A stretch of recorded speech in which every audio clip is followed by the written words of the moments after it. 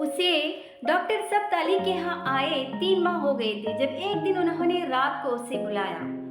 आपको अपने घर छोड़े कुछ वक्त बीत गया है। आपके घर वालों ने आपकी तलाश अभी तक खत्म तो नहीं की होगी, मगर चंद माह पहले वाली तंदी और तेजी नहीं रही होगी। अब मैं जानना चाहता हूँ कि आप अब आगे क्या करना चाहती हैं। उन्होंने मुख्तसर तमहीद के बाद कहा, मैंने आपको बताया था मैं स्टडीज जारी रखना चाहती हूँ। वो उसकी बात पर कुछ देर खामोश रहे, फिर उन्होंने कहा, इमामा आपने अपनी शादी के बारे में क्या सोचा है। वो उनसे इस सवाल की तवक्को नहीं कर रही थी। शादी क्या मतलब। वो बेख्तियार हकलाई, आप जिन हालात से गुजर रही हैं उनमें आपके लिए सबसे बेहतरीन रास्ता शादी है। किसी अच्छी फैमिली में शादी हो जाने से आप इस अदम तहफ़्फ़ुज़ का शिकार नहीं रहेंगे जिसका शिकार आप अभी हैं। मैं चंद अच्छे लड़कों और फैमिलीज को जानता हूँ। मैं चाहता हूँ उनमें से किसी के साथ आपकी शादी कर दी जाए। वो बिल्कुल सफ़ेद चेहरे के साथ उन्हें चुपचाप देखती रही। वो उनके पास आने से बहुत पहले अपने लिए इसी हल को मुंतखब कर चुकी थी और इसी हल को ढूंढते ढूंढते वो सालार सिकंदर से निकाह की हिमायत कर चुकी थी। उस वक्त अगर वो सालार सिकंदर से निकाह न कर चुकी होती तो वो बिला हेल और हिज्जत डॉक्टर सब्त की बात मानने पर तैयार हो जाती। वो जानती थी उन हालात में किसी अच्छी फैमिली में शादी उसे कितनी और किन मुसीबतों से बचा सकती थी। उसने आज तक कभी खुद मुख्तार जिंदगी नहीं गुजारी थी। वो हर चीज़ के लिए अपनी फैमिली की मोहताज रही थी और वो ये तस्वर करते भी खौफजदा रहती कि आखिर वो कब और किस तरह सिर्फ अपने बलबूते पर जिंदगी गुजार सकेगी। मगर सालार से निकाह उसके गले की ऐसी हड्डी बन गया था जिसे वो न निगल सकती थी और न उगल सकती थी। नहीं, मैं शादी नहीं करना चाहती। क्यों? उसके पास उस सवाल का जवाब मौजूद था, मगर हकीकत बताने के लिए हौसला नहीं था। डॉक्टर सब्त इसके बारे में क्या सोचते। एक की वो एक झूठी लड़की है जो अब तक उन्हें धोखा देते हुए उनके पास रह रही थी, या एक ही शायद उस सालार से शादी के लिए अपने घर से निकली थी और बाकी सब कुछ के बारे में झूठ बोल रही थी। और अगर उन्होंने हकीकत मान लेने पर उसकी मदद से मुआज़रत कर ली या उसे घर से चले जाने का कहा तो, और अगर उन्होंने उसके वालिदैन से राब्ता करने की कोशिश की तो वो 3 माह से डॉक्टर सब्त के पास थी। वो कितने अच्छे थे वो बखूबी जानती थी, लेकिन वो इस कदर खौफजदा और मोहतात थी कि वो किसी किस्म का रिस्क लेने पर तैयार नहीं थी। मैं पहले अपनी तालीम मुकम्मल करना चाहती हूँ ताकि किसी पर बोझ न बनूं, किसी पर भी। शादी कर लेने की सूरत में अगर मुझे बाद में कभी किसी परेशानी का सामना करना पड़ा तो मैं क्या करूँगी। उस वक्त तो मेरे लिए शायद तालीम हासिल करना भी मुमकिन नहीं रहेगा। उसने एक लंबी खामोशी के बाद जैसे किसी फैसले पर पहुंचते हुए डॉक्टर सब्त से कहा, इमामा हम हमेशा आपकी मदद करने के लिए मौजूद रहेंगे। आपकी शादी कर देने का मतलब ये नहीं होगा कि मेरे घर से आपका ताल्लुक खत्म हो जाएगा या मैं आपसे जान छुड़ाना चाहता हूँ। आप मेरे लिए मेरी चौथी बेटी हैं। इमामा की आंखों में आंसू आ गए। मैं आप पर कोई दबाव नहीं डालूंगा, जो आप चाहेंगी वही होगा। ये सिर्फ मेरी एक तजवीज़ थी। डॉक्टर सब्त ने कहा, कुछ साल गुजर जाने दे, उसके बाद मैं शादी कर लूंगी जहां भी आप कहेंगे। उसने डॉक्टर सब्त से कहा, मगर अभी फौरी तौर पर नहीं। अभी मुझे सालार सिकंदर से जान छुड़ानी, उससे तलाक लेने का कोई रास्ता तलाश करना है। वो उनसे बात करते हुए सोच रही थी। किस शहर में पढ़ना चाहती हैं आप? डॉक्टर सब्त ने मजीद कोई दबाव नहीं डाला। किसी भी शहर में, मेरी कोई तरजीह नहीं है, उसने उनसे कहा। वो अपने घर से आते हुए अपने सारे डॉक्यूमेंट्स, अपने पास मौजूद जेवरात और रकम भी ले आई थी। जब डॉक्टर सब्त ने उस गुफ्तगू के चंद दिन बाद उसे बुलाकर मुल्तान में उसके एडमिशन के फैसले के बारे में बताने के साथ उसके डॉक्यूमेंट्स के बारे में पूछा तो वो उस बैग को लेकर उनके पास चली आई। उसने डॉक्यूमेंट्स का एक लिफाफा निकाल कर उन्हें दिया, फिर जेवरात का लिफाफा निकाल कर उनकी मेज पर रख दिया। मैं ये जेवरात अपने घर से लाई हूँ। ये बहुत ज़्यादा तो नहीं है, मगर फिर भी इतने हैं कि मैं उन्हें बेचकर कुछ अरसा आसानी से अपनी तालीम के अखराजात उठा सकती हूँ। नहीं, ये जेवरात बेचने की ज़रूरत नहीं है, ये आपकी शादी में काम आएंगे। जहाँ तक तालीमी अखराजात का ताल्लुक है तो आपको पता होना चाहिए कि आप मेरी जिम्मेदारी हैं। आपको इस सिलसिले में परेशान होने की ज़रूरत नहीं। वो बात करते करते चौंके। उनकी नज़र उसके टेबल पर रखे छोटे से खुले बैग के अंदर थी। इमामा ने उनकी नज़रों का ताक़ुब किया और बैग में नजर आने वाले छोटे से पिस्तौल को देख रहे थे। इमामा ने कदरे शर्मिंदगी के आलम में उस पिस्तौल को भी निकाल कर टेबल पर रख दिया। ये मेरा पिस्तौल है, मैं घर से लाई हूँ। मैंने आपको बताया था मुझे सालार से मदद लेनी थी और वो अच्छा लड़का नहीं था। वो उन्हें उसके बारे में मज़ीद नहीं बता सकती थी। डॉक्टर सब्तली पिस्तौल को उठाकर देख रहे थे। चलाना आता है आपको इसे? इमामा ने अफसरदा मुस्कुराहट के साथ अस्मात में सर हिला दिया। कॉलेज में एनसीसी की ट्रेनिंग होती थी। मेरा भाई वसीम भी राइफल शूटिंग क्लब में जाया करता था, कभी कभार मुझे भी साथ ले जाता था। मैंने अपने बाबा से जिद करके खरीदा था, एक गोल्ड प्लेटेड है। वो उनके हाथ में पकड़े पिस्तौल को देखते मध्यम आवाज में कह रही थी, आपके पास इसका लाइसेंस है? मगर वो साथ लेकर नहीं आई। फिर आप इसे यहीं पर रहने दे, मुल्तान साथ लेकर न जाए, जेवरात को लॉकर में रखवा देते। इमामा ने सर हिला दिया। वो चंद माह के बाद मुल्तान अपनी स्टडीज़ के सिलसिले को एक बार फिर जारी रखने के लिए आ गई थी। एक शहर से दूसरे शहर, दूसरे से तीसरे शहर, एक ऐसा शहर जिसके बारे में उसने कभी ख्वाब में भी नहीं सोचा था। मगर उसने ख्वाब में बहुत कुछ भी नहीं सोचा था।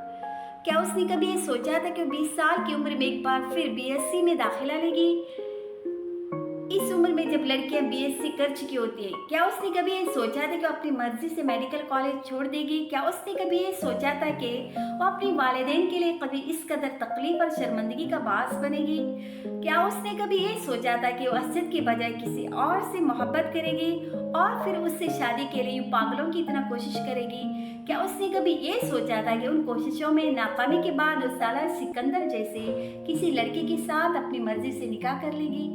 और क्या उसने ये सोचा था कि एक बार घर से निकल जाने के बाद उसे डॉक्टर सब्ताली के घराने जैसा घर मिल सकेगा? उसे बाहर की दुनिया में फिरने की आदत नहीं थी और उसे बाहर की दुनिया में फिरना नहीं पड़ा था। अपने घर से निकलते वक्त उसने अल्लाह से अपनी हिफाजत की बेतहाशा दुआएं मांगी थी।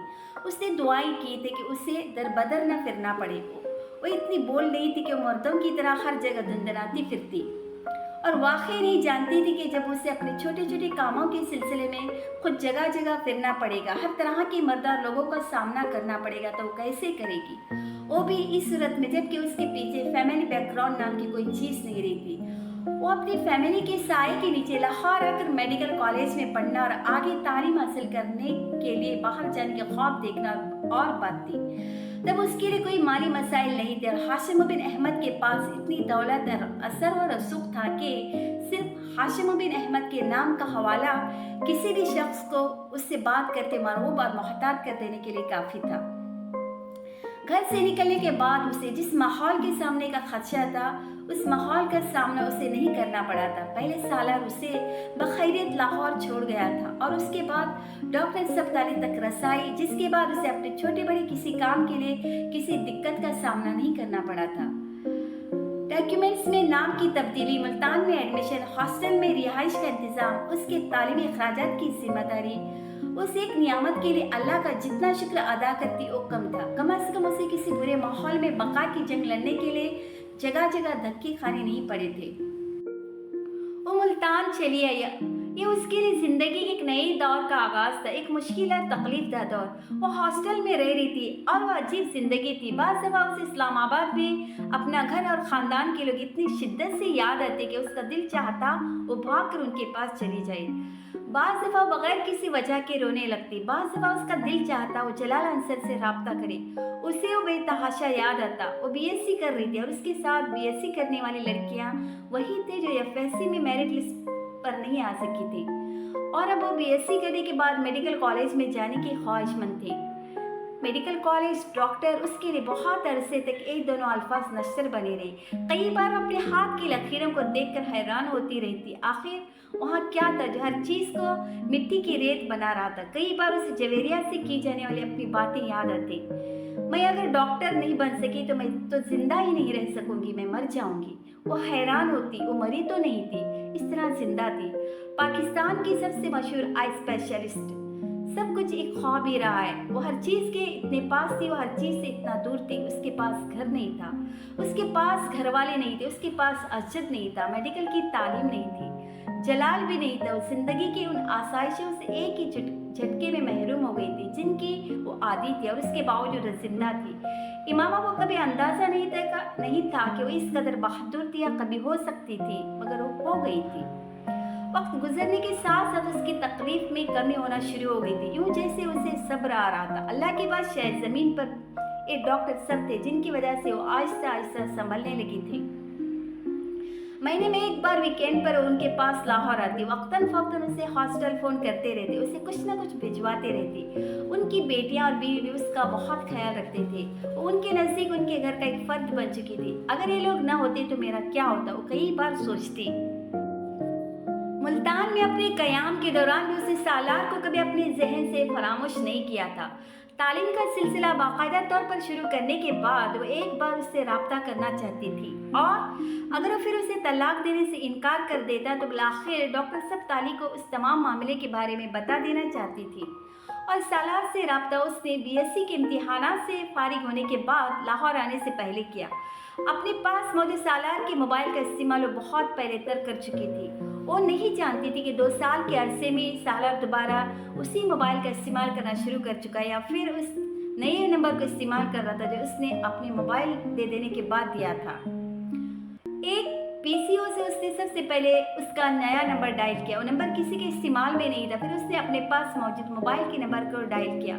वो नंबर भी किसी के इस्तेमाल में नहीं था। उसका वाजिया मतलब यही था कि अब वो कोई और नंबर ले लेता और वो नंबर उसके पास नहीं था।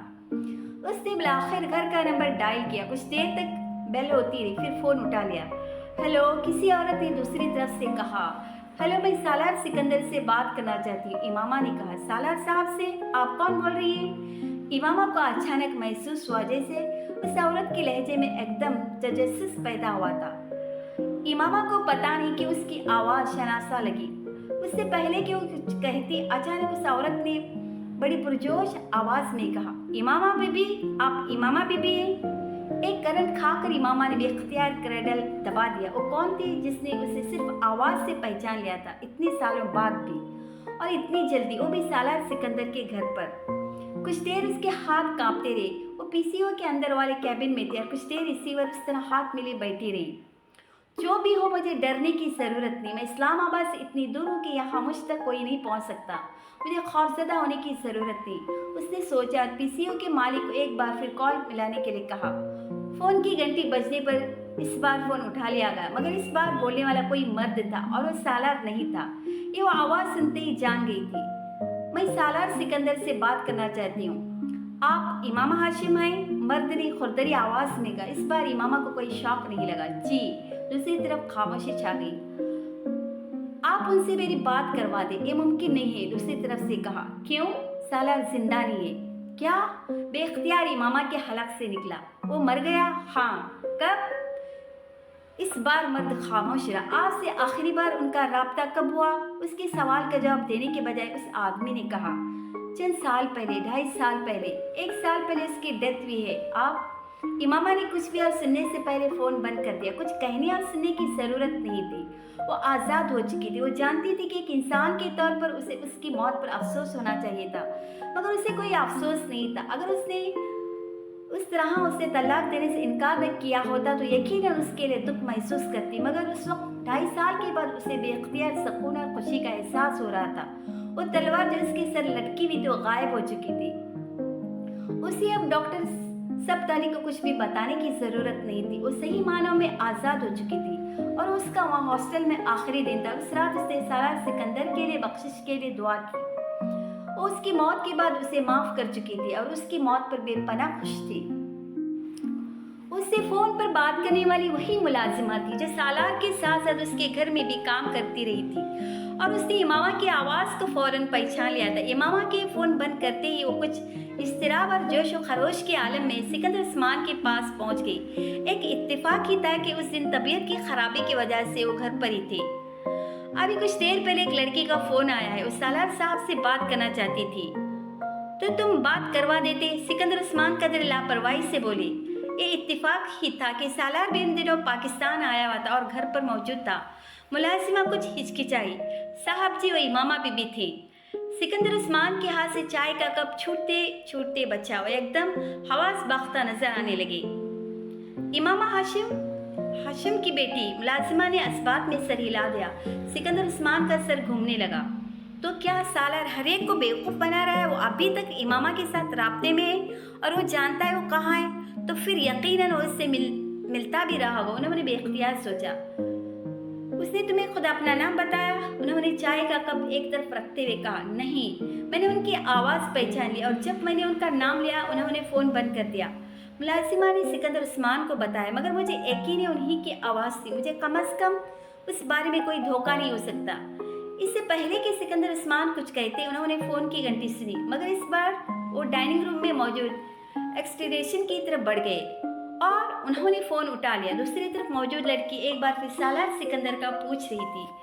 उनके इस्तिफसार पर उसने तस्लीम कर लिया कि वो इमामा हाशिम ही थी। वो नहीं जानते थे क्यों, मगर बेख्तियार उनके दिल में आया कि उसे सालार के मरने की खबर दे दें ताकि वो दोबारा कभी उनके घर फ़ोन न करे। उन्हें उससे बात करके अंदाज़ा तो हो ही चुका था कि वो बहुत अरसे सालार के साथ रब्ता नहीं कर सकी है और उसके पास उनके बयान की सदाकत को परखने का कोई जरिया नहीं था। वो दोबारा रब्ता न करती तो उनकी जान उससे हमेशा छूट सकती थी। वो अभी तक उस एक साल को अपने जहन से निकाल नहीं सके थे जब इमामा की गुमशुदगी के फौरन बाद सालार पर शबा होने की वजह से हाशिम बिन अहमद ने उनके लिए हर किस्म की परेशानी खड़ी की थी। बहुत से सरकारी दफातर जहां पहले उनकी फर्म की फाइल्स बहुत आसानी से निकल आई थी, महीनों फंसी रही। उनके घर धमकी अमेज कॉल्स और खत आते रहे। कई लोगों ने बिलवास्ता तौर पर उन पर दबाव डाला कि वो हाशिम बिन अहमद की बेटी की वापसी के लिए उनकी मदद करें। एक लंबे अरसे तक सालार की निगरानी की गई और निगरानी का इस सिलसिला सिर्फ पाकिस्तान ही नहीं बाहर भी जारी रहा, मगर जब किसी तरह भी इमामा से उसके राबिते का कोई सबूत या सुराग नहीं मिला तो रफ्ता रफ्ता ये तमाम सरगर्मियां खत्म हो गई। सिकंदर उस्मान की बेपनाह कोशिश के बावजूद भी हाशिम बिन के साथ उनके ताल्लुकात बहाल नहीं हुए, मगर उनकी तरफ से अदम तहफ़्फ़ुज़ का अंदेशा ख़त्म हो गया था और अब 2.5 साल बाद वो लड़की एक बार फिर सालार से रब्ता करना चाहती थी। वो किसी सूरत भी दोबारा उन हालात का सामना न खुद करना चाहते थे, न ही सालार को करने देना चाहते थे। अगर वो खुद हाशिम बिन अहमद की टक्कर के आदमी न होते तो अब तक उससे ज़्यादा नुकसान उठा चुके होते, जितना नुकसान उन्होंने उस एक साल और ख़ास तौर पर शुरू के चंद माह में उठाया था। वो इमामा को उस तलाक़नामे की एक कॉपी भिजवाना चाहते थे सालार की तरफ से उन्होंने तैयार किया था और उन्हें उसमें कोई दिलचस्पी नहीं थी। वो जायज़ था या नहीं, वो सिर्फ इमामा को यकीन दिलाना चाहते थे कि सालार या उसके ख़ानदान के साथ उसका ताल्लुक़ होना चाहिए नहीं होगा। अगर कुछ था भी तो सालार की मौत और उससे पहले के तहरीर शुदा उस तलाक़नामे के साथ ही खत्म हो गया था। मगर एक और इत्तेफाक था कि इमामा ने उनकी बात मुकम्मल तौर पर सुने बगैर फ़ोन बंद कर दिया। उन्होंने फ़ोन को ट्रेस आउट करने की कोशिश की, मगर वो मुल्तान के EPCO का साबित हुआ। सालार एक हफ्ता बाद वापस अमेरिका जाने वाला था। उन्होंने उसे एक हफ्ता उसकी मुकम्मल तौर पर निगरानी करवाई। वो मुलाजिमा को हिदायत दे चुके थे कि किसी का भी फ़ोन आए वो किसी भी सूरत सालार से बात न करवाएं, चाहे फ़ोन किसी मर्द का हो या औरत का, जब तक वो खुद ये न जान ले कि फ़ोन करने वाला कौन था। मुलाजिमा को भी वो सख्ती के साथ मना कर चुके थे कि वो सालार को इमामा की उसका कॉल के बारे में न बताएं। एक हफ्ते के बाद जब सालार वापस अमेरिका चला गया तो उन्होंने सुख का सांस लिया। सर पर आई हुई आफत एक बार फिर टल गई थी। सालार की वापसी के चंद हफ्ते बाद उन्हें एक लिफाफा मौसूल हुआ था। इमामा ने लाहौर पहुंचने के बाद वो मोबाइल बेच दिया था। वो उसे वापस नहीं भिजवा सकती थी और सालार की वफात के बाद अब इम्कान नहीं था कि कभी उसके साथ आमना सामना होने की सूरत में उसे वो मोबाइल वापस दे सकेगी। उसने मोबाइल बेचने से मिलने वाली रकम के साथ अपने पास मौजूद कुछ और रकम शामिल की। वो अंदाज़न उन कॉल्स के बिल की रकम थी जो 2.5-3 साल पहले सालार ने अदा किए होंगे और चंद दूसरे अखराजात जो अपने घर कैद के दौरान और वहाँ से लाहौर फरार के दौरान सालार ने उस पर किए थे। उसके साथ सिकंदर उस्मान के नाम एक मुख्तसर नोट भिजवाया। ट्यूलर्स चेक्स उसके सर पर मौजूद उस आदमी का कर्ज भी उतर गया था। उस रकम और उसके साथ मिलने वाले नोट से सिकंदर उस्मान को तसल्ली हो गई थी कि वो दोबारा उससे रब्ता नहीं करेगी और ये भी कि उसने वाकई उनकी बात पर यकीन कर लिया था। मुल्तान से BSc करने के बाद वो लाहौर चली आई थी। उसे घर छोड़े 3 साल होने वाले थे और उसका ख्याल था कि अब कम अज़ कम उसे तलाश नहीं किया जाएगा जिस तरह पहले किया जाता रहा था। अगर किया भी गया तो सिर्फ मेडिकल कॉलेजेस पर नज़र रखी जाएगी। उसका यह अंदाज़ा सही साबित हुआ था।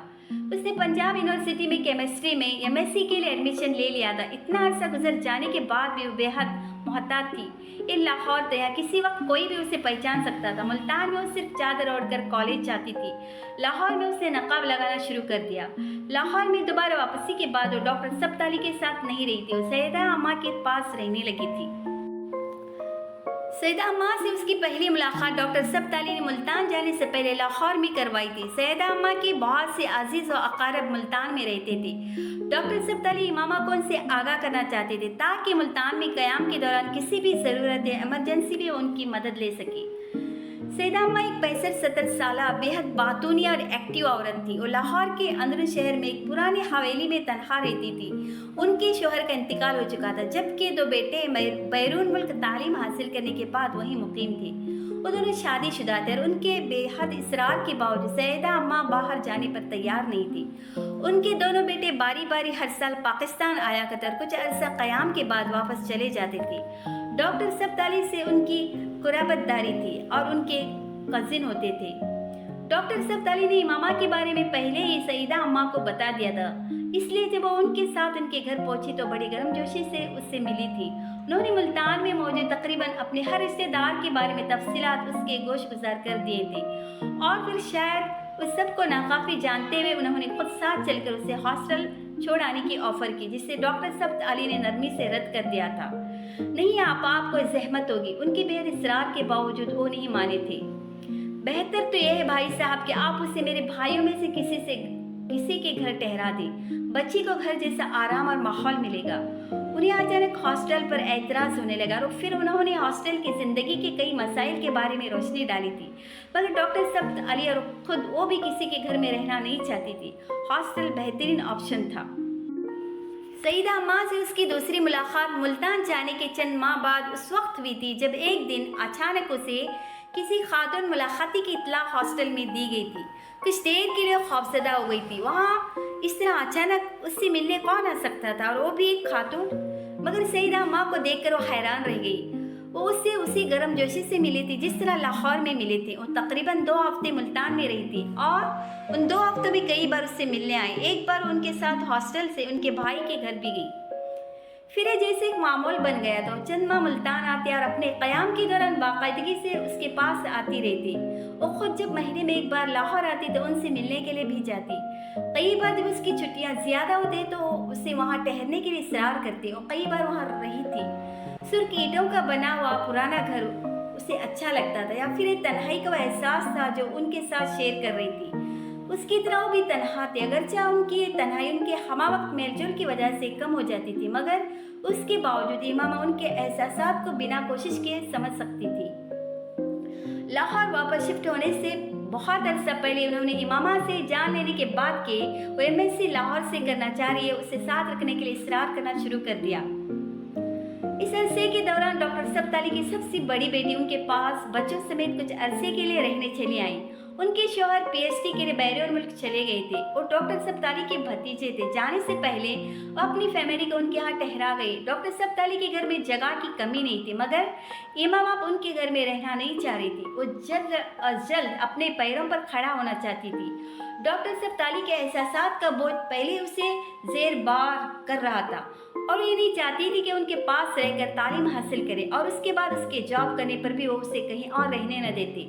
लेकिन अगर वो पहले ही अलहदा रिहाइश इख्तियार रखती तो उसके लिए उनसे अपनी बात मनवाना आसान होता। सईदा अम्मा का घर उसे अपनी रिहाइश के लिए बहुत मुनासिब लगा था। वो जॉब शुरू करने पर उन्हें मजबूर करके किराए की आमद में कुछ न कुछ लेने पर मजबूर कर सकती थी, मगर डॉक्टर सब्ताली शायद ये सब कभी गवारा न करते। डॉक्टर सब्ताली के लिए उसका फैसला एक शौक की तरह था। क्यों आमना, मेरे घर पर क्यों नहीं रह सकते आप? उन्होंने बहुत नाराज़ी से उससे कहा। सईदा आपा के साथ क्यों रहना चाहती है? वो बहुत इसरार कर रही है। मैं उन्हें समझा दूंगा। नहीं, मैं खुद भी उनके साथ रहना चाहती। मैं उनके साथ रहूंगी तो उनकी तन्हाई दूर हो जाएगी। ये कोई वजह नहीं है, आप उनके पास जब चाहे जा सकते, मगर साथ रहने के लिए नहीं। प्लीज़ आप मुझे वहाँ रहने की इजाज़त दे दें। मैं वहाँ ज़्यादा खुश रहूँगी। मैं आप आहिस्ता आहिस्ता अपने पैरों पर खड़ा होना चाहती हूँ। डॉक्टर सब्ताली ने हैरानी से उसे देखा। पैरों पर खड़े होने से क्या मुराद है आपकी? वो कुछ देर खामोश रही, फिर उसने कहा, मैं आप पर बहुत लंबे अरसे तक बोझ नहीं बनना चाहती। पहले ही मैं बहुत साल से आप पर इन्हिसार कर रही हूँ, मगर सारी ज़िंदगी तो मैं आप पर बोझ बनकर नहीं गुजार सकती। वो बात करते करते रुक गई। उसे लगा उसके आखिरी जुमले ने डॉक्टर सब्ताली को तकलीफ दी थी। उसे पछतावा हुआ। मैंने कभी भी आपको बोझ नहीं समझा आमना, कभी भी नहीं। बेटियां बोझ नहीं होती और मेरे लिए आप एक बेटी की तरह हैं। फिर ये बात मुझे बहुत दुख हुआ है। मैं जानती हूँ आपको, मगर मैं सिर्फ अपनी फीलिंग्स की बात कर रही हूँ। दूसरे पर डिपेंडेंट होना बहुत तकलीफदा बात है। मैं सईदा अम्मा के साथ रहकर ज्यादा पुरसुकून रहूंगी। मैं उन्हें पे करूंगी। आपको मैं कभी पे करना चाहूँ भी तो न कर सकूंगी। शायद मुझे 10 जिंदगियां भी मिले तो मैं आपके एहसानात का बदला नहीं उतार सकती, मगर अब बस, अब और नहीं। मैंने जिंदगी को गुजारने के सारे तरीके अभी सीखने, मुझे सीखने दे। डॉक्टर सब्ताली ने उसके बाद उसे दोबारा अपने घर में रहने पर मजबूर नहीं किया था। वो उसके लिए भी उनकी एहसानमंद थी। सईदा अम्मा के साथ रहने का तजुर्बा उसके लिए हॉस्टल में या डॉक्टर सब्ताली के यहाँ रहने से बिल्कुल मुख्तलिफ था। उसे उनके पास एक अजीब सी आज़ादी और खुशी का एहसास हुआ था। वो बिल्कुल अकेली रहती थी। सिर्फ एक मुलाजिमा थी जो दिन के वक्त घर के काम कर दिया करती थी और शाम को वापस चली जाया करती थी। वो बेहद सोशल लाइफ गुजारती थी। मोहल्ले में उनका बहुत आना जाना था, और न सिर्फ मोहल्ले में बल्कि अपने रिश्तेदारों के यहाँ भी, और उनके घर भी अक्सर कोई न कोई आता रहता था। उन्होंने मोहल्ले में हर एक से इमामा का तारुफ अपनी भांजी कहकर करवाया था। चंद सालों के बाद ये तारुफ भांजी से बेटी में तब्दील हो गया था। अगरचे मोहल्ले वाले पिछले तारुफ से वाकिफ थे, मगर अब किसी नए मिलने वाले से जब वो इमामा को बेटी की हैसियत से मुतारफ करवाते तो किसी को कोई तजस्सुस नहीं होता था। लोग सईदा अम्मा की आदत से वाकिफ थे कि वो कितना मोहब्बत भरा दिल रखती थी। उनके बेटे भी इमामा से वाकिफ थे, बल्कि वो बाकायदगी से फ़ोन पर सईदा अम्मा से बात करते हुए उसका हाल अहवाल भी दरियाफ्त करते रहते थे। उनकी बीवी और बच्चे भी उससे बातचीत करते रहते थे। उनके बेटे हर साल पाकिस्तान आया करते थे, और उनके क़याम के दौरान भी इमामा को कभी ऐसा महसूस नहीं होता था जैसे वो उनकी फैमिली का हिस्सा नहीं थी। बाज़ दफ़ा उसे यूं ही लगता जैसे वो आखिरी सईदा अम्मा की बेटी और उनके बेटों की बहन थी। उन दोनों के बच्चे से फुप्पू कहा करते थे। पंजाब यूनिवर्सिटी से एमएससी करने के बाद उसने डॉक्टर सब्ताली के तवस्सुत से एक फार्मास्यूटिकल कंपनी में जॉब शुरू कर दी। उसकी जॉब बहुत अच्छी थी और पहली बार उसने माली तौर पर खुद मुख्तारी हासिल कर ली थी। ये वैसी ज़िंदगी नहीं थी जैसे वो अपने वालिदैन के घर गुजारती थी, न ही वैसी थी जैसी ज़िंदगी के ख्वाब देखा करती थी, मगर ये वैसी भी नहीं थी जिन खदशात का वो घर से निकलते वक्त शिकार थी। वो हर एक के बारे में नहीं कह सकती थी, मगर उसके लिए ज़िंदगी मुआजिज़ात का दूसरा नाम थी। सालार सिकंदर जैसे लड़के से उस तरह की मदद, डॉक्टर सब्ताली तक रसाई, सईदा अम्मा जैसे ख़ानदान से मिलना, तालीम का मुकम्मल करना और फिर वो जॉब सिर्फ जलाल अंसर था जिसका ख्याल हमेशा उसे तकलीफ में मुब्तला कर देता था, और शायद उसे मिल जाता तो खुद को दुनिया की खुशकिस्मत तरीन लड़की समझती। 8 सालों ने उसमें बहुत सी तब्दीलियां पैदा कर दिए थे। घर से निकलते वक्त वो जानती थी कि अब दुनिया में उसके नखरे उठाने वाला कोई नहीं था। उसे किसी से कोई तवक्कुआत वाबस्ता करनी थी, न ही उनके पूरा न होने पर तकलीफ महसूस करनी थी। उसका रोना धोना भी वक्त गुजरने के साथ साथ कम होता जा रहा था। 20 साल की उम्र में छोटी छोटी बातों पर खौफजदा और परेशान होने वाली इमामा हाशिम आहिस्ता आहिस्ता अपना वजूद खोती गई थी। नई नमोदार होने वाली इमामा ज़्यादा पुरएतिमाद और मजबूत आज़ाब रखती थी, मगर उसके साथ साथ वो बहुत ज़्यादा मोहतात भी हो गई थी। हर चीज़ के बारे में, अपनी गुफ्तगू के बारे में, अपने तौर अतवार के बारे में। डॉक्टर सब्ताली और सईदा अम्मा दोनों के ख़ानदानों ने उसे बहुत मोहब्बत और अपनायत दी थी, लेकिन उसके बावजूद वो हमेशा कोशिश करती थी कि वो कोई ऐसी बात या हरकत न करे जो उन्हें काबिल एतराज़ या नागवार लगे। हाशिम मुबीन के घर में उसे सारी एहतियातें नहीं करनी पड़ती थी, मगर वहाँ से निकलकर उसे ये सब कुछ सीखना पड़ा था। सईदा अम्मा की गुमशुदगी के दौरान वो ऑफिस में थी। 4 बजे के करीब जब वो घर आई तो घर को ताला लगा हुआ था। उसके पास उस ताले की दूसरी चाबी थी, क्योंकि उससे पहले भी सईदा अम्मा कई बार इधर उधर चली जाया करती थी। उसे तशवीश नहीं हुई, लेकिन जब मगरिब की आज़ान होने लगी तो पहली बार फिक्रमंद हुई, क्योंकि वो शाम को बताए बगैर कभी यूँ गायब नहीं हुए थे। 7 आलों के हाथ पता करने पर उसे पता चला कि उनका बेटा उन्हें बिलाल के घर सुबह छोड़ आया था। सईदा अम्मा पहले भी अक्सर वहाँ आती जाती रहती थी, इसलिए इमामा उन लोगों को अच्छी तरह जानती थी। उसने वहाँ फ़ोन किया तो उसे पता चला कि वो दोपहर को वहाँ से जा चुकी थी, और तब पहली बार उसे सही मानों में तशवीश होने लगी। उसने बारी बारी हर उस जगह पता किया जहाँ वो जा सकती थी, मगर वो कहीं भी नहीं मिले। और तब उसने डॉक्टर सब्ताली को इत्तला दी। उसकी हालत तब तक बेहद ख़राब हो चुकी थी। सईदा अम्मा का मेलजोल अपने मोहल्ले तक ही था। वो अंदरून शहर के अलावा किसी जगह को अच्छी तरह नहीं जानती थी। उन्हें किसी दूसरी जगह जाना होता तो वो हमसायों के किसी लड़के के साथ जाते या फिर इमामा के साथ, और यही बात इमामा को तशवीश में मुब्तला कर रही थी। दूसरी तरफ सालार अंदरून शहर के सिवा शहर के तमाम पौश इलाकों से वाकिफ था। अगर उसे अंदरून शहर के बारे में थोड़ी बहुत मालूमात भी होती तब भी वो सईदा अम्मा के अधूरे पते के बावजूद किसी न किसी तरह उनके घर पहुंच जाता। डॉक्टर सब्ताली ने रात गए उसे सईदा अम्मा की खैरियत से अपने किसी जानने वाले के पास होने की इत्तला दी और इमामा की जैसे जान में जान आई। मज़ीद एक घंटे बाद दरवाजे की बेल बजी थी और उसने तकरीबन भागते हुए जाकर दरवाज़ा खोला। दरवाजे की ओर से उसने सईदा अम्मा के पीछे खड़े खुशशक्ल आदमी को देखा, जिसने दरवाज़ा खुलने पर उसे सलाम किया, फिर सईदा अम्मा को खुदा हाफिज कहते हुए मुड़ गया और उस दूसरे दराज कामत शख्स के पीछे चलने लगा जिसकी इमामा की तरफ पुश्त थी। इमामा ने इस पर गौर नहीं किया, वो तो बेख्तियार सईदा अम्मा से लिपट गई थी। सईदा अम्मा अगले कई दिन उसके सामने उन दोनों का नाम लेती रही, सालार और फुरकान। इमामा को फिर भी शबा नहीं हुआ कि वो सालार सिकंदर भी हो सकता था। मुर्दा लोग जिंदा नहीं हो सकते थे और उसे अगर उसकी मौत का यकीन न भी होता तब भी सालार सिकंदर जैसा शख्स न तो डॉक्टर सब्ताली का शनासा हो सकता था, न ही उसमें उस तरह की अच्छाइयाँ हो सकती थी जिन अच्छाइयों का जिक्र सईदा अम्मा वक्तन फ़ौक्तन करती रहती थी। उसके कुछ अरसे बाद उसने जिस शख्स को उस रात सईदा अम्मा के साथ सीढ़ियों पर खड़े देखा था, उस शख्स से उसकी पहली मुलाकात हुई। फुरकान अपनी बीवी के साथ उनके यहाँ आया था। उसे और उसकी बीवी दोनों अच्छे लगे थे। फिर वो चंद एक बार उनके घर आए थे। उनके साथ उनकी शनासाई में इजाफा हो गया था। उसे जॉब करते तब 2 साल हो चुके थे। कुछ वक्त शायद और इसी तरह गुजर जाता अगर वो इत्तेफाकन एक रोज़ उस सड़क से न गुजरती जहां जलाल के बनाए हुए हॉस्पिटल के बाहर उसका नाम आवेज़ा था। जलाल अंसर का नाम उसके कदम रोक देने के लिए काफ़ी था, मगर कुछ देर तक हॉस्पिटल के बाहर उसका नाम देखते रहने के बाद उसने तय किया था कि वो दोबारा उस सड़क पर कभी नहीं आएगी। जलाल शादी कर चुका था। ये वो घर छोड़ते वक्त सालार से जान चुकी थी और दोबारा उसकी ज़िंदगी में नहीं आना चाहती थी, मगर उसका ये फैसला देर पर साबित नहीं हुआ। 2 हफ्ते के बाद फार्मास्यूटिकल कंपनी के ऑफिस में उसकी मुलाकात राबिया से हुई।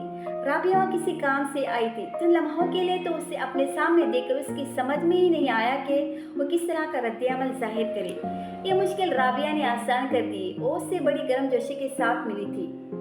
तुम एकदम कहाँ गायब हो गई थी? कॉलेज और हॉस्टल में तो एक लंबा अरसा तूफान मचा रहा। राबिया ने छूटते उससे पूछा। इमामा ने मुस्कुराने की कोशिश की। बस मैं घर से चली गई थी। क्यों गई थी तुम तो जानती होगी, इमामा ने मुख्तसरन कहा। हाँ, मुझे कुछ अंदाज़ा तो था ही, मगर मैंने किसी से जिक्र नहीं किया। वैसे हम लोगों की बड़ी कमबख्ती आई, मेरी जवेरिया ज़ैनब सबकी। पुलिस तक ने पूछगछ की हमसे। हमें तो कुछ पता ही नहीं था तुम्हारे बारे में, मगर हॉस्टल और कॉलेज में बहुत सारी बातें फैल गई थी तुम्हारे बारे में। राबिया उसके सामने वाली कुर्सी पर बैठी मुसलसल बोले जा रही थी। तुम अकेली गई थी? उसने बात करते करते अचानक पूछा। हाँ, इमामा इंटरकॉम पर चाय का कहते हुए बोली। मगर गई कहाँ थे? गए नहीं, यही लाहौर में थी। तुम बताओ तुम क्या करी हो आजकल और जवेरिया बाकी सब? इमामा ने बात बदलते हुए कहा। मैं प्रैक्टिस कर रही हूँ लाहौर में। जवेरिया इस्लामाबाद में होती है। शादी हो गई उसके एक डॉक्टर से। मेरी भी फारूक से हुई है। तुम्हें तो याद होगा, क्लास फेलो था मेरा। इमामा मुस्कुराई और ज़ैनब उसका दिल बेख्तियार धड़का था। हाँ, ज़ैनब आजकल इंग्लैंड में होती है, रेसिडेंसी कर रही है वहाँ अपने शौहर के साथ। उसके भाई के हॉस्पिटल में फारूक प्रैक्टिस करते हैं। इमामा ने बेख्तियार उससे देखा। जलाल अंसर के हॉस्पिटल में?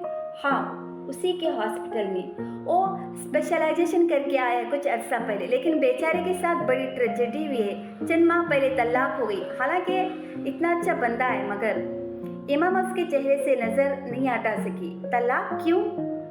पता नहीं, फारूक ने पूछा था उससे। कह रहा था अंडरस्टैंडिंग नहीं हुई। बीवी भी बड़ी अच्छी थी उसकी, डॉक्टर है वो भी, लेकिन पता नहीं क्यों तलाक हो गई। हम लोगों का तो खासा आना जाना था उनके घर में। हमें कभी भी अंदाज़ा नहीं हुआ कि ऐसा कोई मसला है दोनों के दरमियान में। एक बेटा है 3 साल का, वो जलाल के पास ही है। उसकी बीवी वापस अमेरिका चली गई है। राबिया लापरवाही से तमाम तफसीलात बता रही थी। तुम अपने बारे में बताओ। एक तो मैं जान गई हूँ कि यहाँ जॉब कर रही हो, मगर स्टडीज़ तो तुमने मुकम्मल नहीं की। MSc किया है केमिस्ट्री में, और शादी वगैरह वो अभी नहीं। पेरेंट्स के साथ तुम्हारा झगड़ा खत्म होया नहीं? इमामा ने हैरत से उसको देखा। नहीं, फिर उसने मध्यम आवाज में कहा। वो कुछ देर उसके पास बैठी रही, फिर चली गई। इमामा बाकी का सारा वक्त ऑफिस में डिस्टर्ब रही। उसने जलाल अंसर को कभी भुलाया नहीं था, वो उसे भुला नहीं सकती थी। उसने सिर्फ अपनी जिंदगी से उसको अलग कर दिया था। मगर वहाँ बैठे हुए उस दिन उसे एहसास हुआ कि ये भी एक खुशगुमानी या खुद फरीबी के सिवा कुछ नहीं था। वो जलाल अंसर को अपनी ज़िंदगी से अलग भी नहीं कर सकती थी। वो सिर्फ उसकी ज़िंदगी में दाखिल होकर उसे किसी परेशानी से दो चार करना नहीं चाहती थी, न ही उसकी अज़वाजी ज़िंदगी को ख़राब करना चाहती थी। लेकिन ये जानने के बाद कि उसकी अज़वाजी ज़िंदगी पहले ही नाकाम हो चुकी है और एक बार फिर अकेला था, उसे याद आया 8 साल पहले वो किस तरह उस शख्स के हसूल के लिए बच्चों की तरह मचलती रही थी। उसे हासिल नहीं कर सकी थी। तब बहुत सी दीवारें, बहुत सी रुकावटें थे जिन्हें वो पार कर सकती थी, न जलाल अंसर कर सकता था। मगर अब बहुत वक्त गुजर चुका था। उन रुकावटों में से अब कुछ भी उन दोनों के दरमियान नहीं था। उसे इस बात की कोई परवाह नहीं थी। वो एक शादी कर चुका था, उसका एक बेटा भी था। मुझे उसके पास एक बार जाना चाहिए। शायद अब भी मेरे बारे में सोचता हो, शायद उसे अब अपनी गलती का एहसास हो। इमामा ने सोचा था। उसने आखिरी बार फ़ोन पर बात करते हुए उससे जो कुछ कहा था, इमामा उसके लिए उसको माफ़ कर चुकी थी। जलाल की जगह जो भी होता वो यही कहता। सिर्फ एक लड़की के लिए तो कोई भी इतने रिस्क नहीं लेता, और फिर उसका करियर भी था जिसे वो बनाना चाहता था। उसके पेरेंट्स की उससे कुछ उम्मीदें थीं जिन्हें वो ख़त्म नहीं कर सकता था। मेरी तरह वो भी मजबूर था। बहुत साल पहले कहे गए उसके जुमलों की बाज़गश्त ने भी उसे दिलबर्दश्ता या अपने फैसले पर दोबारा गौर करने पर मजबूर नहीं किया था। मुझे उसके पास जाना चाहिए। हो सकता है ये मौका मुझे अल्लाह ने ही दिया हो सकता है अल्लाह ने मेरी दुआओं को अब कबूल कर लिया हो सकता है अल्लाह को मुझ पर अब रहम आ गया हो। वो बार बार सोच रही थी, वरना इस तरह अचानक राबिया मेरे सामने क्यों आ जाती? मुझे क्यों ये पता चलता है कि उसकी बीवी से अलहदगी हो चुकी है? हो सकता है अब मैं उसके सामने जाऊं तो वो फैसला कर चुकी थी। वो जलाल अंसर के पास दोबारा जाना चाहती थी।